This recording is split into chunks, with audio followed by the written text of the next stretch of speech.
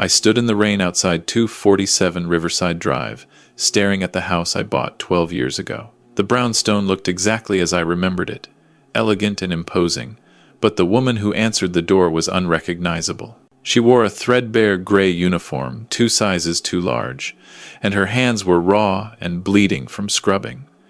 When she looked at me, there was no spark of recognition in those green eyes I used to read bedtime stories to. My daughter thought I was a homeless man begging for food.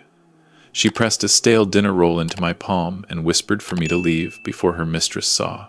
She had no idea that the beggar shivering on her doorstep had $47 million in offshore accounts and a plan to destroy the people who turned her into a slave.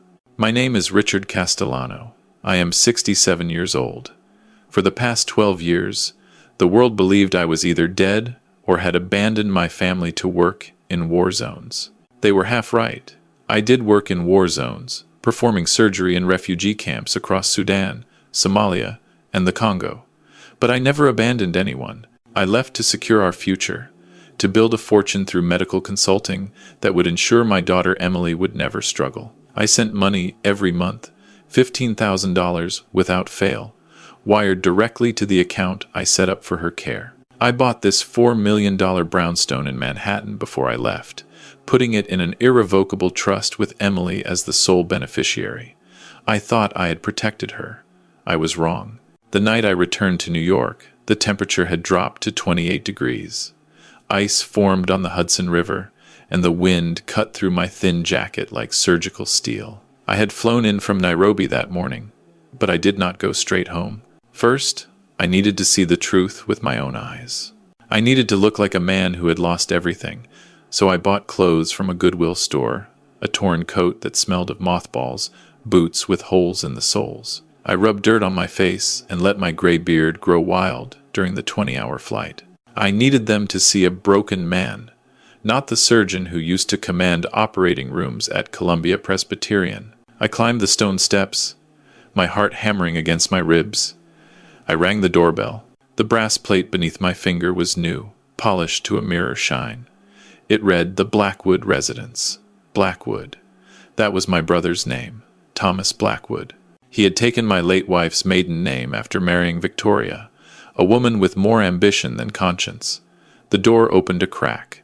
A thin woman in a maid's uniform peered out. It took me 10 full seconds to recognize my daughter. Emily had been 23 when I left, vibrant and full of dreams about law school. Now, at 35, she looked 50.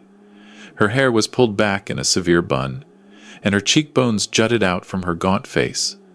The uniform hung on her frame like a shroud. Her hands, I could not stop staring at her hands. They were cracked and bleeding, the nails broken down to the quick, the skin around her fingers peeling from chemical burns.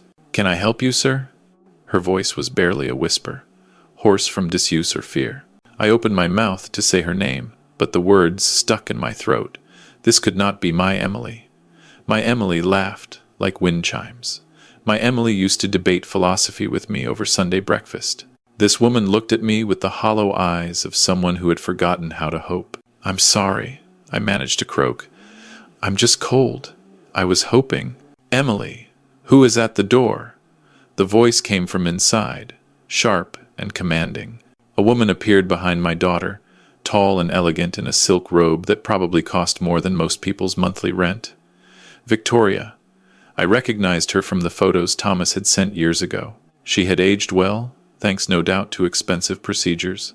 Her face was smooth and tight, her lips plumped with fillers, and diamonds sparkled on her fingers. She looked at me with undisguised disgust.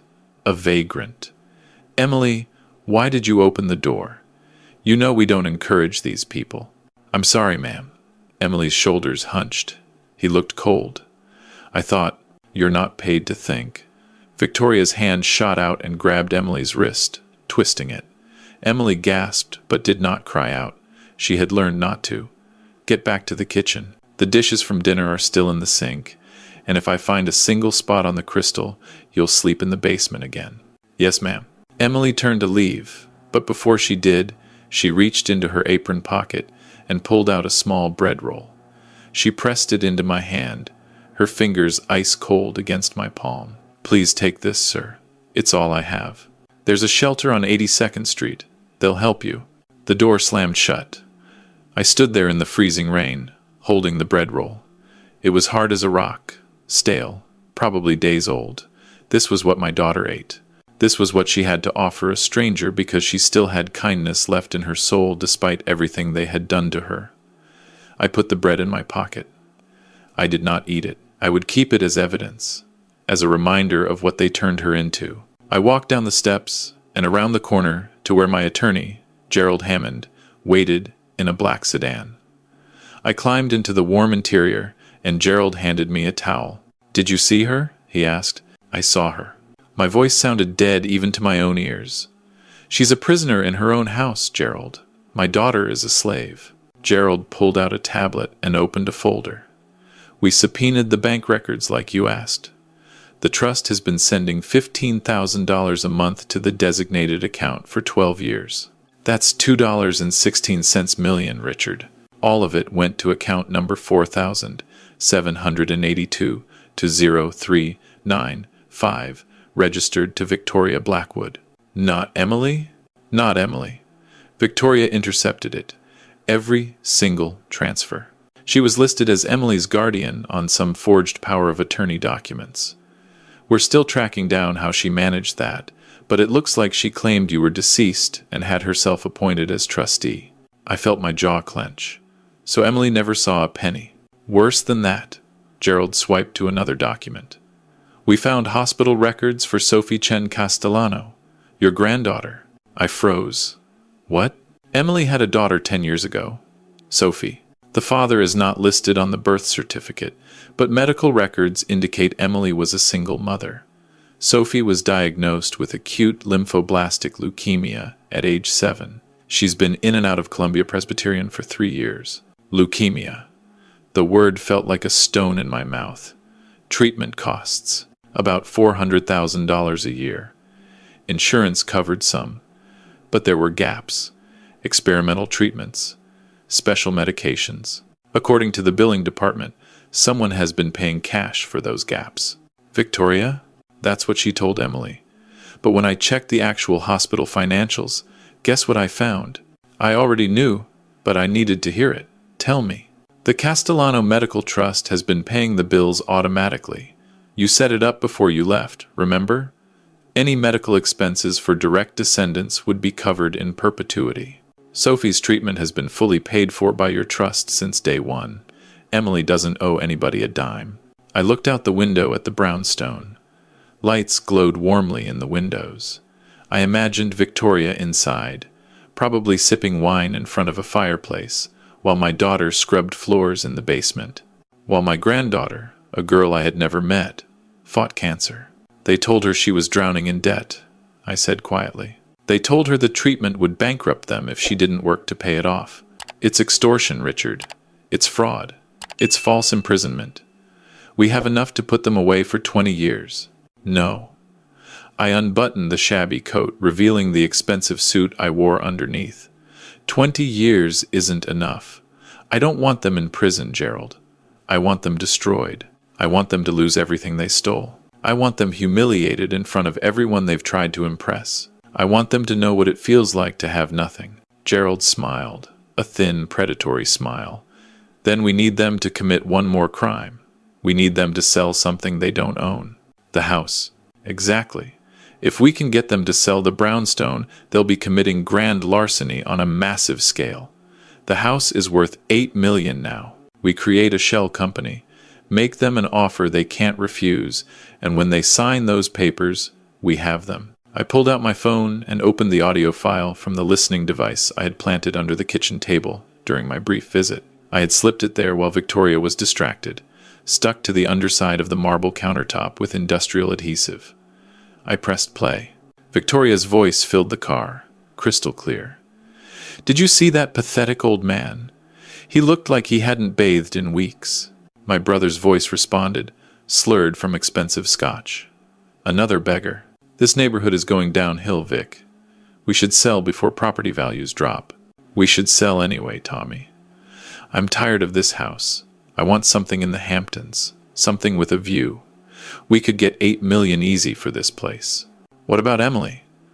She'll need to sign the paperwork. Victoria laughed, a sound like breaking glass. Emily will sign whatever I tell her to sign. I'll just remind her about Sophie's next chemotherapy appointment. Threaten to stop the payments. She'll do anything for that brat.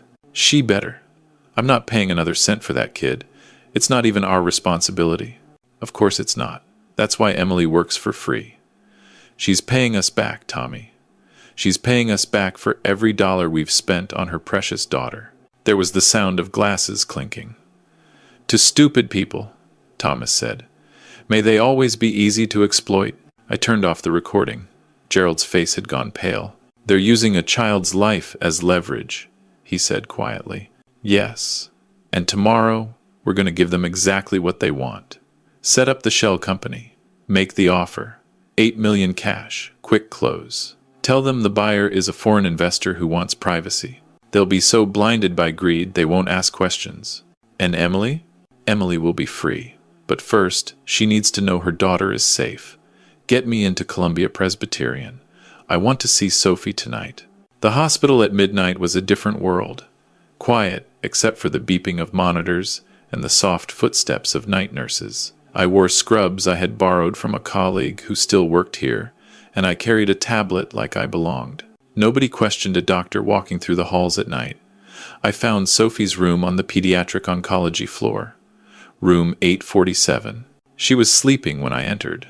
The room was dim, lit only by the monitors tracking her vital signs. She was small for 10 years old, her head wrapped in a colorful scarf covering her baldness from chemotherapy. Her face was pale but peaceful in sleep. She had Emily's nose, delicate and slightly upturned. She had my late wife Sarah's mouth, the same full lips that used to smile at me over morning coffee. I stood by her bed, looking at this child I had never known existed, my granddaughter. She stirred, her eyes fluttering open. They were brown, deep, and curious. "Are you a new doctor?" she asked. Her voice small but steady. "Something like that. I'm just checking to make sure you're comfortable. How are you feeling, Sophie?" "Tired." "But that's normal. The medicine makes me tired." She looked at me with those wise eyes, eyes that had seen too much suffering for someone so young. "What's your name?" I hesitated. "Richard. That's a nice name. My mom talks about someone named Richard sometimes. She cries when she says the name, so I think he must be dead." The pain in my chest was physical. "Why do you think that?" "Because Aunt Victoria says he abandoned us. She says he ran away and left us with nothing. But when Mom thinks I'm asleep, she tells me stories about him. She says he was a good man. She says he had to go away to help people, but he loved us very much." I had to look away. I pretended to check her IV line to hide the tears forming in my eyes. "Your mom sounds very brave." "She is. She works really hard so I can get my medicine. Aunt Victoria says the medicine costs a lot of money, and Mom has to earn it by working in the house. Sometimes Mom is so tired she falls asleep standing up, but she never complains." "Does your aunt take good care of you?" Sophie's face changed. Something shuddering closed. "I don't want to talk about Aunt Victoria." "Why not?" She looked at the door, making sure it was closed. "Because she's not nice. She only visits me when other people are here, like when the social workers come. Then she acts like she cares. But when we're alone, she tells me I'm expensive. She says I cost too much money. She says if I die, it would make things easier." My hands clenched into fists. I forced them to relax. "Sophie, what if I told you that your medicine is already paid for? What if I told you that you don't cost anyone anything, that there's money set aside just for you?" She looked at me skeptically. "Aunt Victoria says we're in debt. She shows Mom papers with big red numbers." "Those papers are lies, Sophie. Can you keep a secret?" She nodded solemnly. "Your treatment is paid for by a medical trust.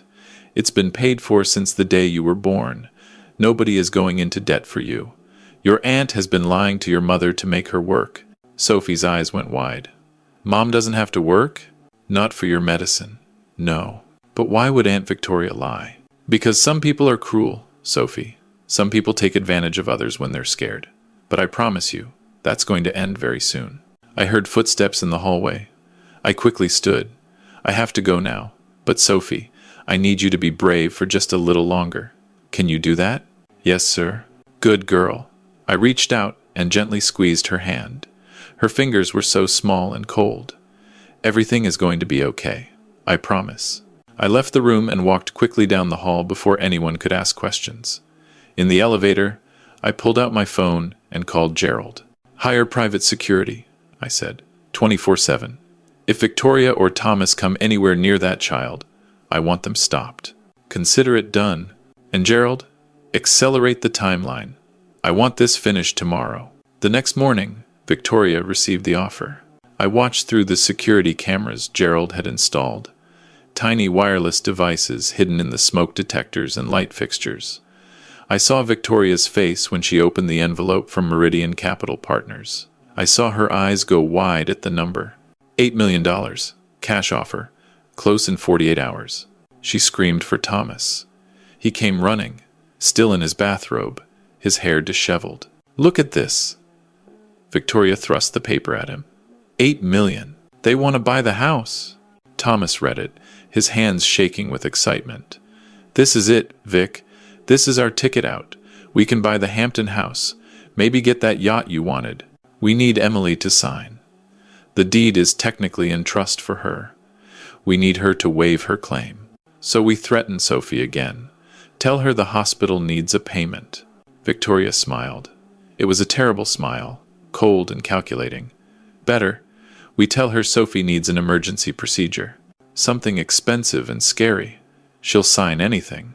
I watched them celebrate, popping champagne at 10 in the morning. I watched them toast to their good fortune. They had no idea they were signing their own arrest warrants. That afternoon, Victoria summoned Emily to the library. I watched as my daughter entered the room, her shoulders hunched, her eyes on the floor. She had learned to make herself small, invisible. Sit down, Emily, Victoria commanded. Emily sat in a straight-backed chair, her hands folded in her lap. We have good news, Victoria said, her voice dripping with false sweetness. We've found a buyer for the house. They're offering an excellent price. This will help us pay off some of Sophie's medical debts. Emily looked up, hope flickering in her eyes. Really? How much? That's not your concern. What matters is that they need you to sign some paperwork. Since your father put the house in trust, they need you to waive your claim. It's just a formality. Victoria slid a document across the desk.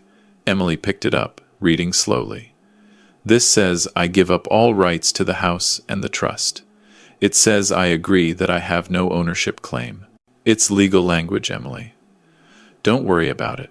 But this house was supposed to be mine. Dad said, Your father abandoned you. Victoria's voice turned sharp. He left you with nothing. We took you in. We've been paying for Sophie's treatment out of our own pockets. You owe us this. Emily's hands trembled. I don't understand. If we sell the house, where will Sophie and I live? You'll figure it out. Maybe you can find an apartment somewhere cheap. That's not our problem anymore. But Sophie's treatment. Thomas stepped forward, pulling out his phone. Speaking of which, the hospital called this morning. Sophie needs an emergency procedure. Something about her white blood cell count being dangerously low. They need $50,000 by tomorrow, or they'll have to discharge her. It was a lie, a complete fabrication, but Emily didn't know that. Her face went white. 50,000? I don't have, which is why you need to sign this paper right now. Once the house sells, we'll have the money. But if you refuse, if you make this difficult, we can't help you. Sophie will have to leave the hospital. And Emily, you know what happens to leukemia patients who stop treatment. Emily started crying, silent tears running down her cheeks. She'll die. She might. It's really up to you. Victoria held out a pen. Sign the paper, Emily. Save your daughter. I watched my daughter's hand shake as she took the pen. I watched her sign her name, each letter a stab of pain. She was signing away her inheritance, her home, her future, all to save a child from a threat that didn't exist. Good girl, Victoria said, snatching the paper away. Now get back to work. The bathrooms need cleaning. Emily stood on shaking legs and walked out. As soon as the door closed, Victoria and Thomas high-fived each other. Did you see her face? Thomas laughed. She actually believed the hospital story. Of course she did. Emily's always been gullible, just like her father.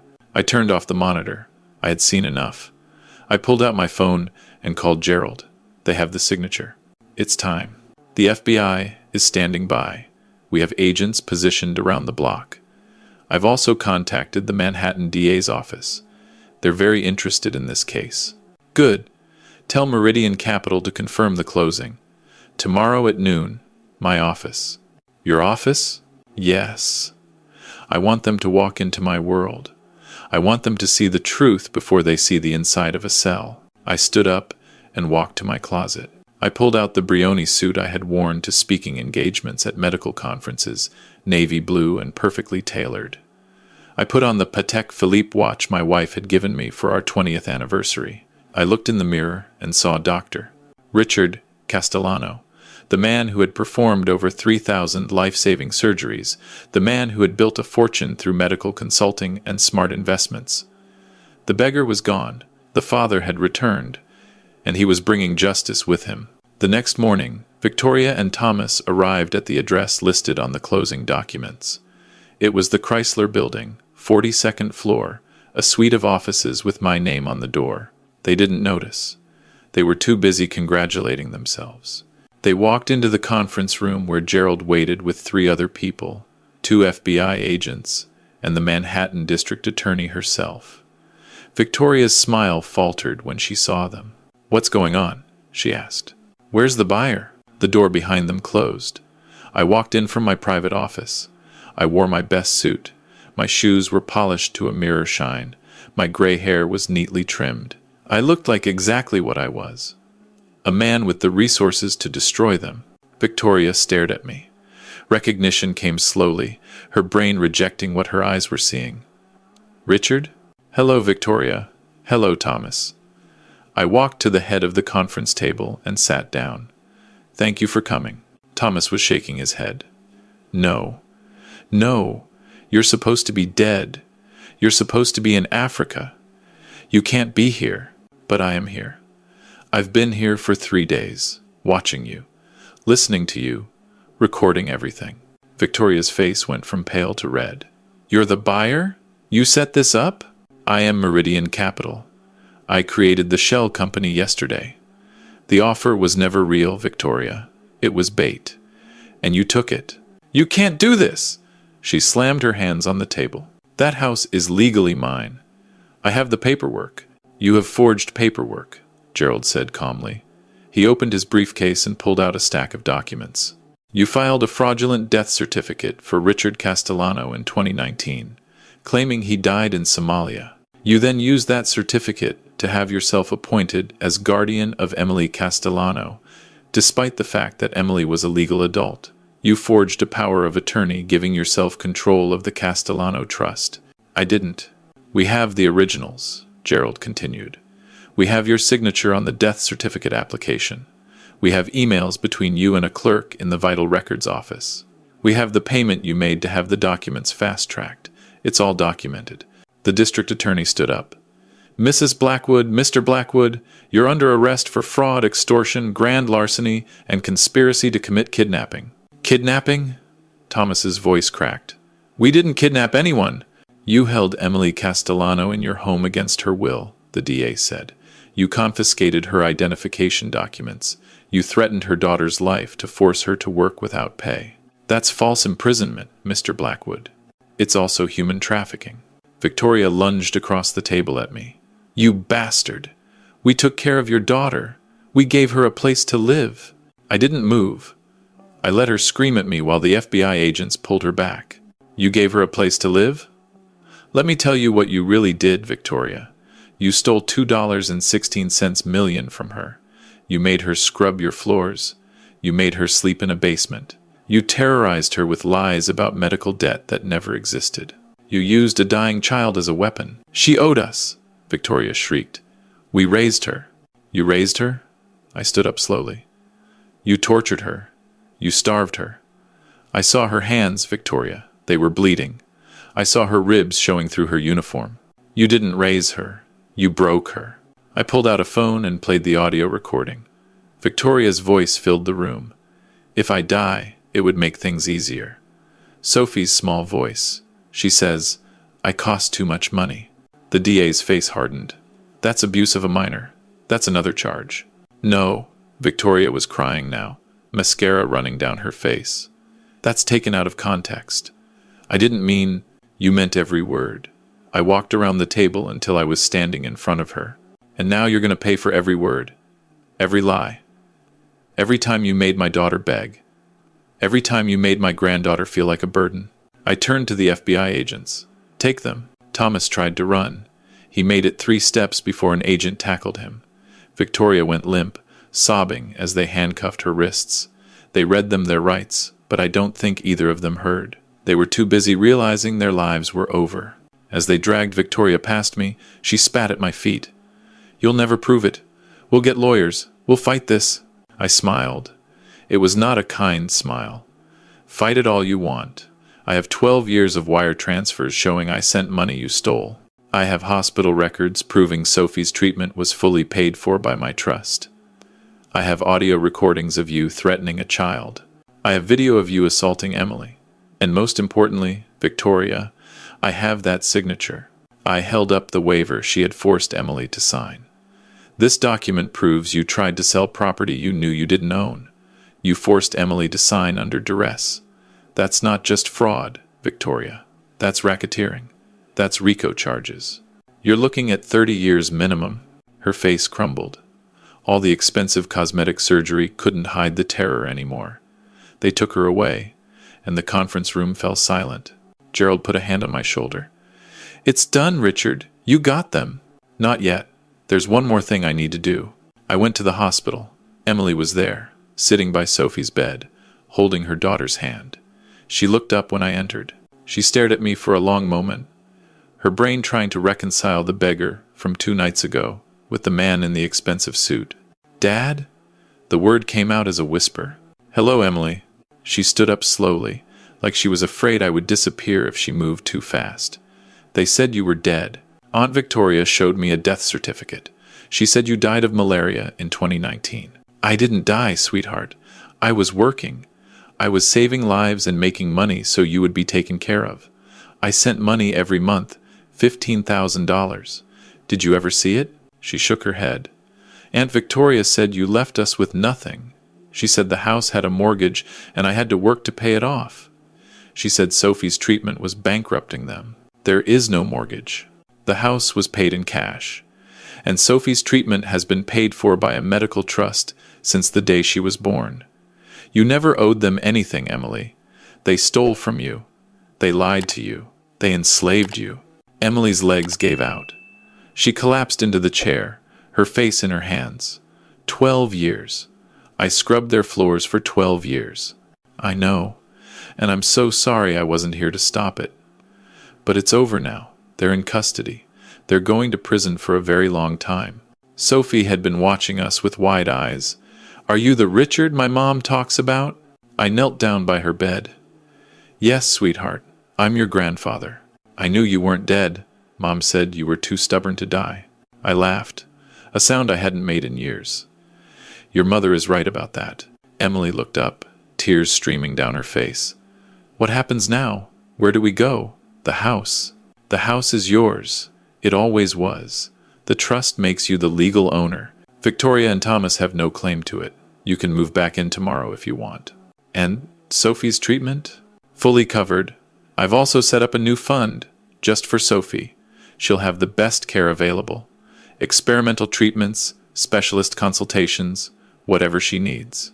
Emily started sobbing, deep, wrenching sounds of relief and grief mixed together. I held her while she cried, feeling her shake against me. I thought I was alone, she whispered. I thought you had abandoned us. Never. I was fighting to get back to you every single day. And now I'm here, and I'm never leaving again.